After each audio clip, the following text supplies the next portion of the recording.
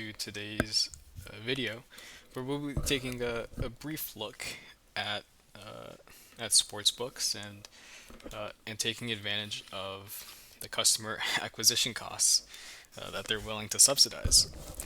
Of course, one can just take a look at the earnings reports of Entain or DraftKings or Flutter Entertainment, and you can see commentary on how they're managing promotions.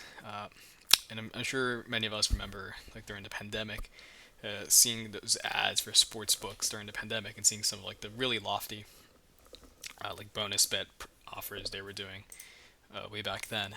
And of course, right, one can surmise that you probably can't subsidize have such a high customer acquisition cost for so long.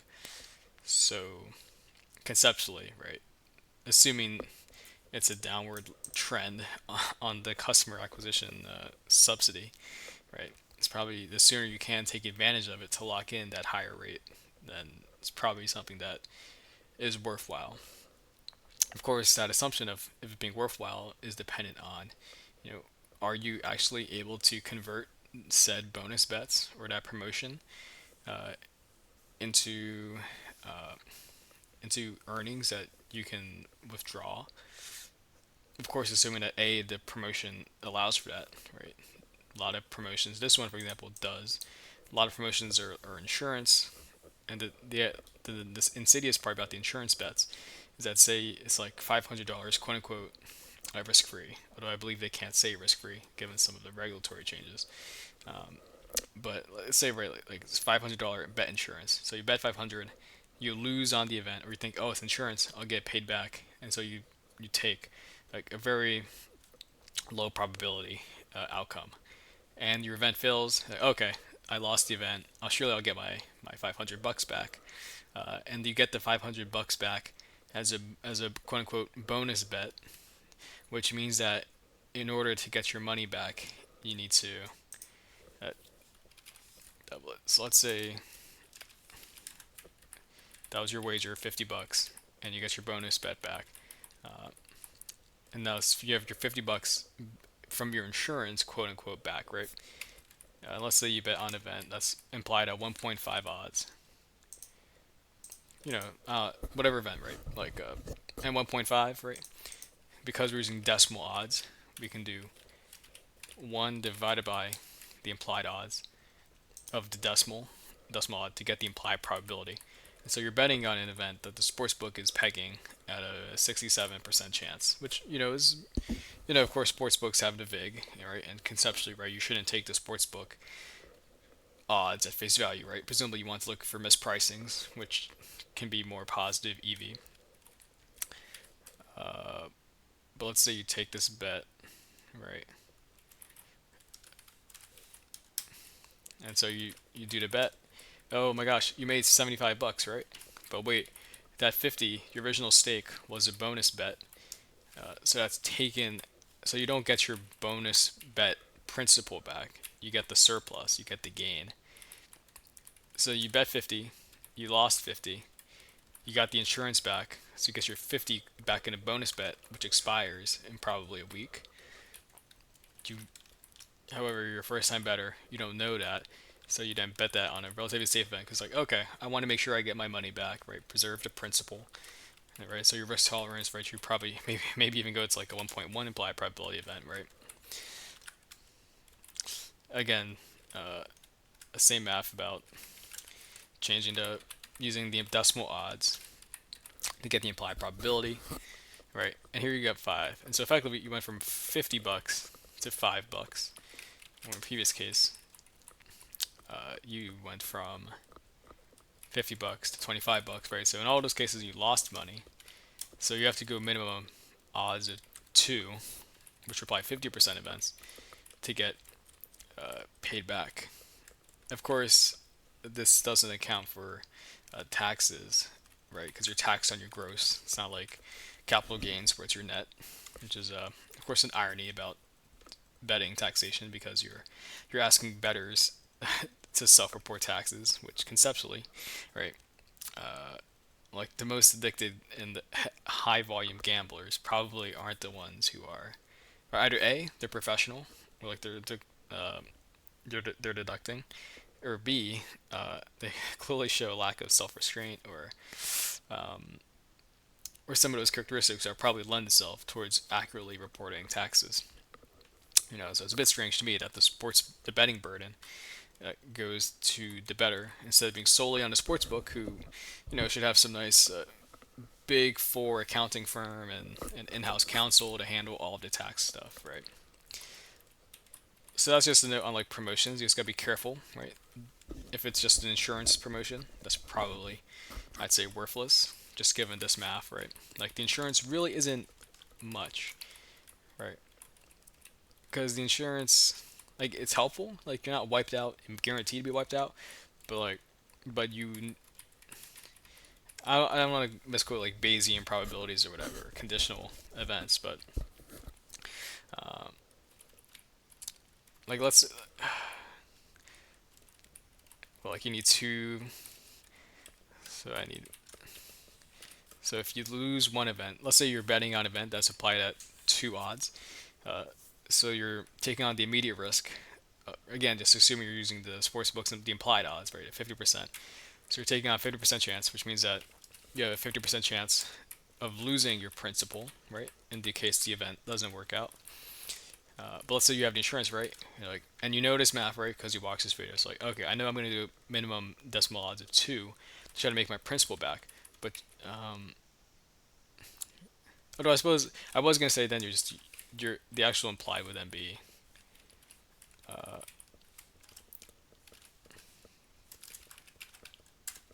for 25, but I forgot that these are separate. These are independent events, so it'd still be 50% because they're independent events. Because you losing the first bet doesn't affect the outcome of your second bet, assuming of course the world isn't a giant uh, conspiracy run by FanDuel to separate you from your hard-earned money. Um, Maybe it is. But then again, I suspect Flutter should have much better margins and EBITDA profitability if that was the case. But nevertheless, right, like you're taking on some decent risk that the insurance bet promotion doesn't take into account. However, oftentimes they'll be more straightforward, like DraftKings, FanDuel bet bettors like bet X dollars. Here's 150. Here's $200. And back to the point on like if you're going to take advantage of these promotions at any point, it better be now, right? Last September, a year ago, they were offering 200. Now they're down to 150, right? So you can see how they're bringing the customer acquisition cost down, which probably makes sense, right? Because like the low hanging fruit are people who are getting a sports bet, given all of the growth in the pandemic and the original Supreme Court ruling back in 2018, right? Like the low hanging fruit is gone. And so the marginal effect of the promotion of bonus bets probably isn't moving the needle for people, right? So it's reasonable to assume then that you should probably just pull it back. But nevertheless, so here's a Fanatics, which is a different structure than just betting $5 and getting 200 in bonus bets. Here it's a bit more nuanced. So in your bet slip, bet on your first bet that you opt into this promotion, they will match that bet dollar value, regardless of outcome, with a bonus bet for your first 10 days. So if you bet $50, we get a $50 bonus bet back.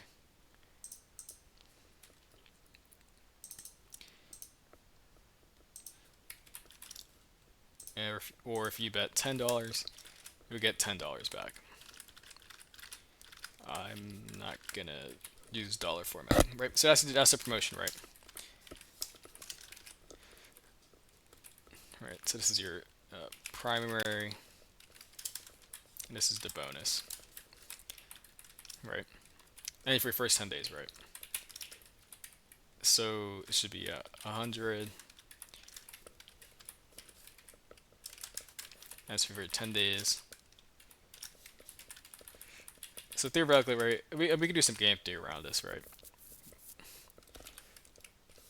But we can just pretend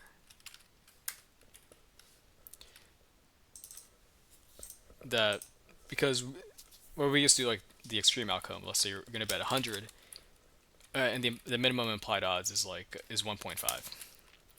So you need to bet on implied odd events of 67% in order to net out. This is my first time doing the math. I implicitly did some math around this yesterday. I'm not doing it live, so hopefully nothing embarrassing happens, right?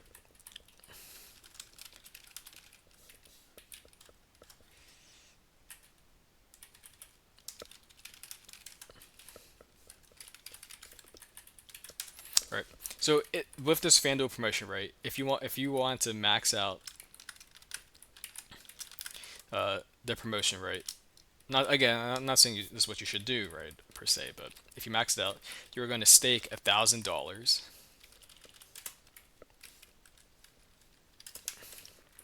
right?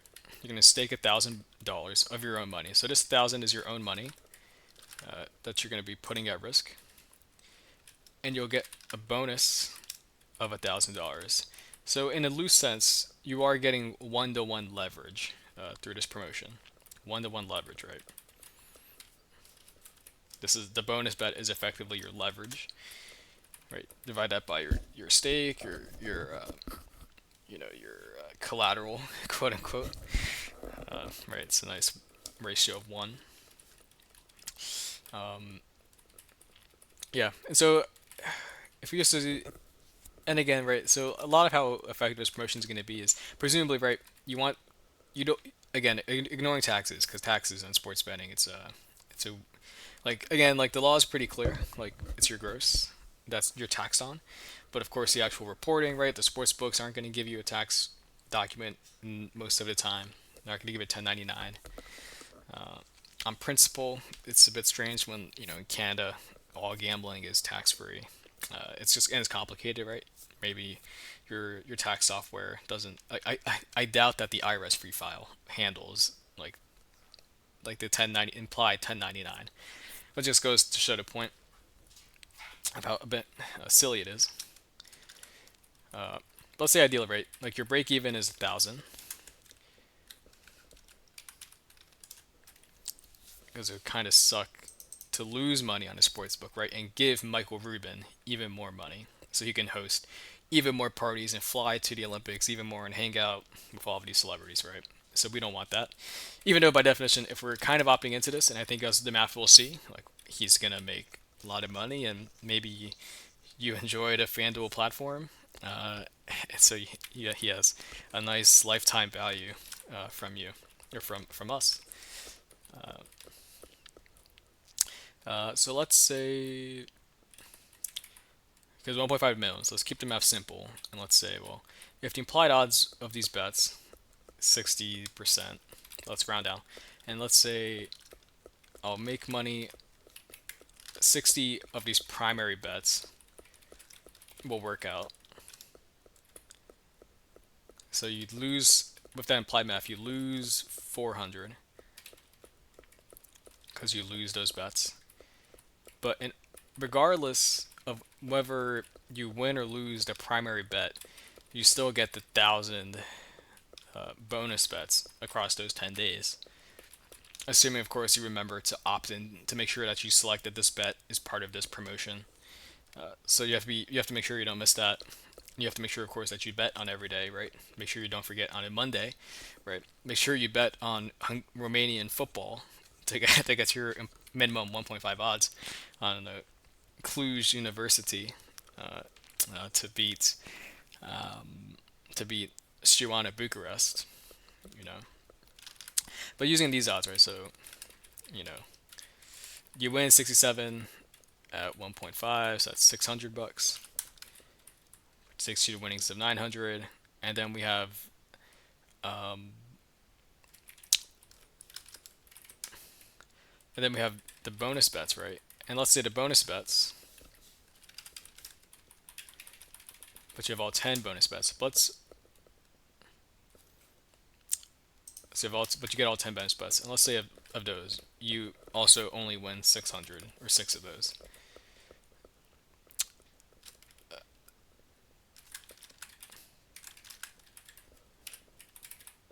And of course, because we know the math about bonus bets, you only get the gain, you don't get the principal, and so your total winnings would be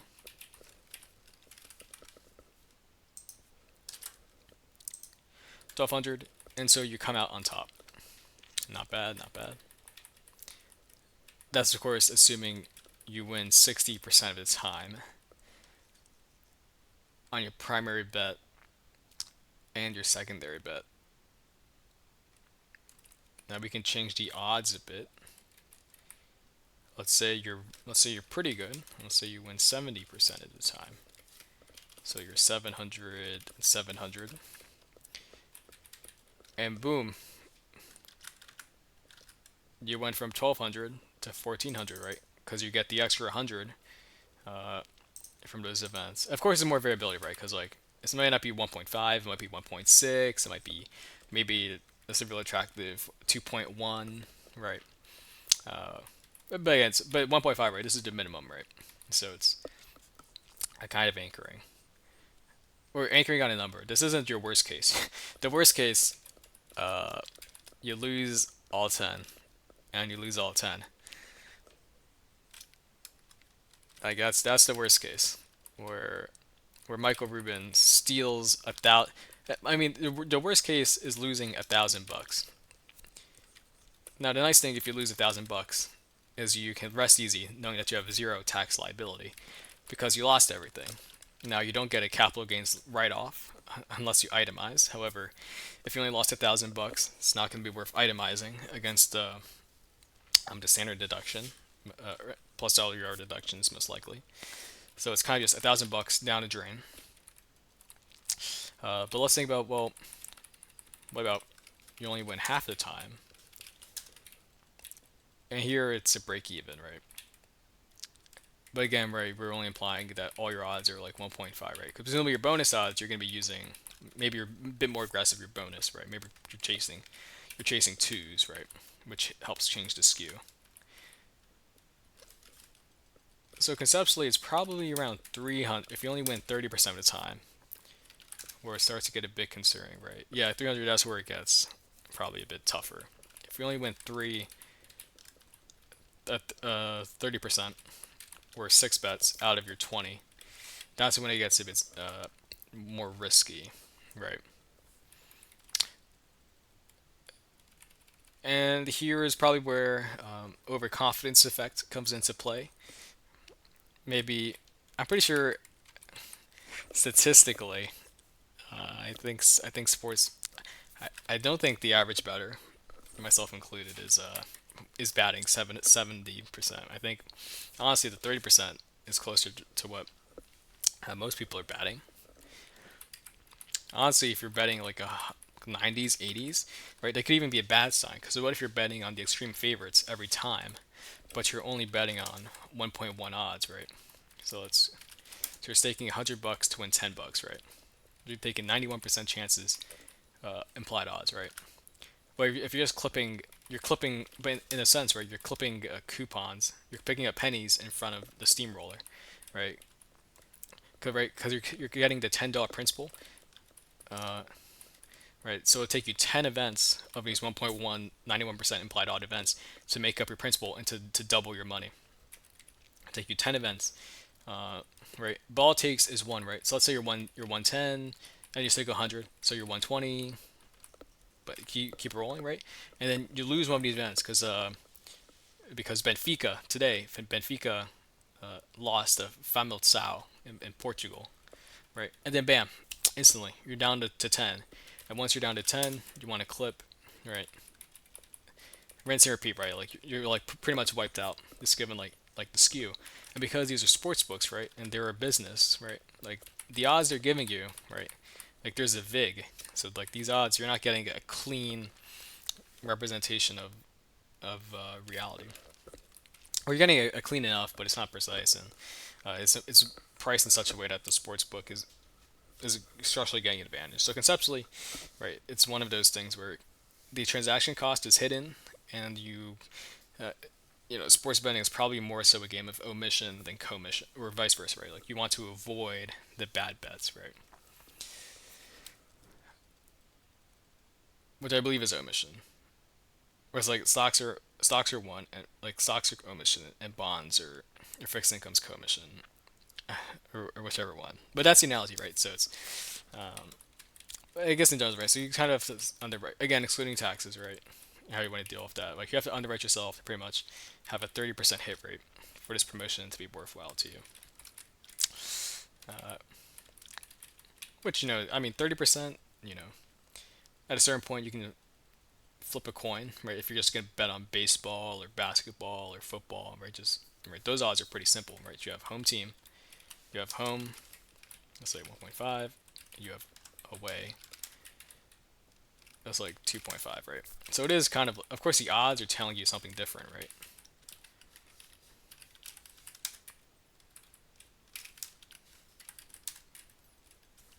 Right. The odds are telling you something.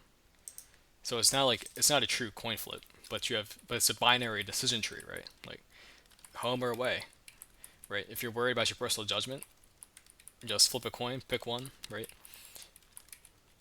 Presumably, right? Like 67% odds of outcome, 40% odds of outcomes, right? Those are greater than 30%, which is your hurdle rate, right? So the math is a bit wrong, I imagine. But again, right, like if you're really worried about your own self judgment, like just think about it this way, right? Like of course if you're betting on football or a soccer, right? So of course you have tie, which let's say is 3, right? Which changes a bit more, right? So you can't just flip a coin as easily, right? Because you have to worry about those pesky ties, which seem to have a pesky tendency to come up and ruin money lines, right? But if we stick to the simple state, if you're betting on just on American sports, right? Like, you know, 40%, 67%, those are higher than 30%, right? Flip a coin. So if you just purely flip a coin, and so we can remove the effect of personal judgment, which may be negative alpha, which may be detrimental, and then we are diverse. We are isolating the poor impact of personal judgment, right? Yeah, I mean, it's kind of not the worst thing per se. Of course, the big thing is you have to us underwrite. Like the worst case is you lose 1,000, and plus conceptually, like, you do have to bet $1,000. So you do need to have $1,000. Now this is where you're starting off strong the first couple days to build a bankroll to say 300, and then presumably 300, right? You'll lose some bets, but you'll keep on making some more to get to your 10 days. Uh, will help you, but if like you blow up on your first day, like if you blow up your first two bets on your first day, which is completely possible, even if like you think you're gonna win 80% of your bets, if you blow up on your first day, like you're at $0, so you have to restart on day two, right? And while you're not like losing out in the grand scheme of things, because you could win every other bet the rest of the time during the 10 days, like you still got blown up, so you have to make sure that you then deposit another $100 to restart the cycle. Now, it's not like there's compounding in sports betting the way there is in investing in equities, right? Uh, so there's no compound interest component to worry about. But that's something to keep in mind, just like the mental perception of getting blown up on the first day, which is completely statistically possible. Even if you're taking the most positive EV bet that's been mispriced by the sports books and you caught them on it, and it's a bet you should win because it's a positive EV bet, so it's a one that you should take. You can still lose, right? Because again, it's there's always the outcome. Again, just it's positive EV, but it's not guaranteed expected value. So you can still get blown up, right, 2 times in a row on your first day and have to restart, blah blah. But again, right on the spectrum of bets that are worthwhile, right, a promotion like this is probably much more useful than one of those bet insurance promotions, which are I think a bit deceptive and certainly not consumer friendly. So this is more so just exercise for me, just to practice speaking. Hopefully, didn't stutter too much. Always don't say like too much. Although I do believe I said those words a couple of times. But this is some of the implied math. Not even math, because I don't think we're getting too deep into probability or just statistics aspects. I don't want to get too deep into it because I will just murmur Bayesian probabilities and without explaining that. But again, you can kind of because copy this like this setup. It's poorly formatted, but just copy it, right? You just mess around like what percentage, right? Do you think you're going to convert 30% of your bets? Do you think you're going to convert 50% of your bets, right? And see your implied gain. Of course, taxes notwithstanding. So that's the Fanatics promotion. And then since I'm on a tangent, here's an event that did disappoint me. This was from last year when Caesars had a win your first bet of $50 and you'll get four bets of 550 bonus bets, which is so. Of course, the fun gimmick here is you have to win your first bet. So that was a fun sweat, or, or this is what a friend told me. So it was fun seeing him sweat, sweat Liverpool versus Wolves, where Wolves scored their first goal. And it took Liverpool relatively late in the second half to win the game.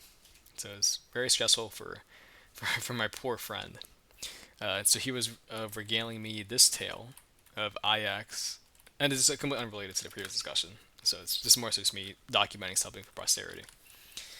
So Ajax, of course, right, the Dutch giants of the Eredivisie versus Marseille, French giants, right, only French team to have won the Champions League.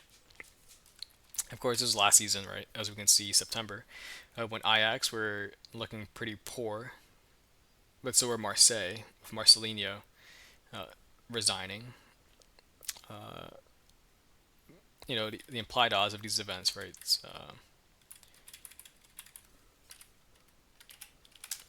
40%, 36%, right? So essentially, the sports book is kind of telling you it's a 50-50 in terms of like who's favored to win, right? Maybe there's some home court advantage, home uh, home pitch advantage, right? Yeah, and my friend personally, he favored Marseille. Um, Look at 25 shots, six big chances. So objectively, a pretty fun game to watch. Right, there was 38 shots total. Right, as we can see here, right, it was very back and forth. Right, it wasn't like one of those boring Man City games where it's just all the graph is on the bottom on Man City's favor. Right, so a very fun game, but for my friend, it was very frustrating for this outcome, given how poor Ajax were and how some of these goals really came out of nowhere, like Berghuis's uh, kick. Aubameyang had a great chance at the end. But anyways, I just want to comment on that because I felt my friend's frustration with this game, and for his unfortunate bets that did not get paid off, uh, which is disappointing, right? Because if the sports book is giving you free and potentially free money, then you want to take it. You want to make Caesars uh, be the reason Caesars has poor gross margins, right? But yeah, this one was very disappointing. But again, it was a fun game to watch. You can find the highlights. Uh, so it's and we'll see what happens this season, right? Where of course Marseille is not in European competition, but Ajax is. So we'll, of course, assuming I believe Ajax at this point qualifying has qualified. Although if it's through Europa versus Conference League, that's up to be decided. Um, yeah, I mean, of course Ajax they have to get through Panathinaikos of Greece to get through. But anyways, right, it's always good to open an Excel, open a Google sheet, do some light modeling, just to see just to convert what the sportsbook promotion is telling you to what it's actually going to give you. That's what this video is about. So thanks for watching. If you want a referral code, I'm always happy to oblige. But thanks for watching, and